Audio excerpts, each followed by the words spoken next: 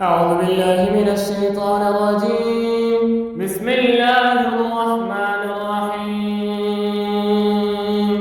يا أيها الذين آمنوا لا تقولوا راعنا وقولوا انظرنا واسمعوا وللكافرين عذاب أليم.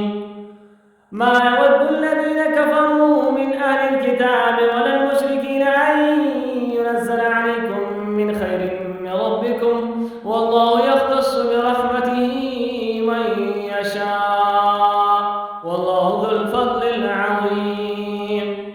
ما ننسخ من آية أو ننسها نأتي بخير منها أو مثلها.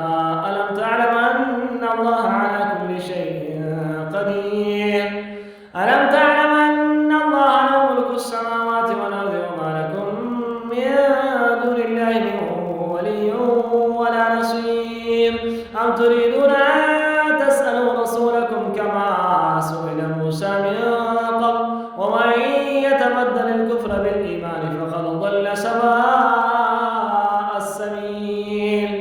ود كثير من أهل الكتاب لو يردونكم من بعد إيمانكم كفارا حسدا من عند أنفسهم من بعد ما تبين لهم الحق، فاعفوا واصفحوا حتى يأتي الله بأمره، إن الله على كل شيء قدير. وأقيموا الصلاة وآتوا الزكاة وما تقدموا لأنفسكم من خير تجدوه عند الله، إن الله بما تعملون بصير. وقالوا لن يدخل الجنة إلا من كان هودا أو نصارى، تلك أمانيهم قل هاتوا برهانكم إن كنتم صادقين. بلى من أسلم وجهه لله ومحسن فله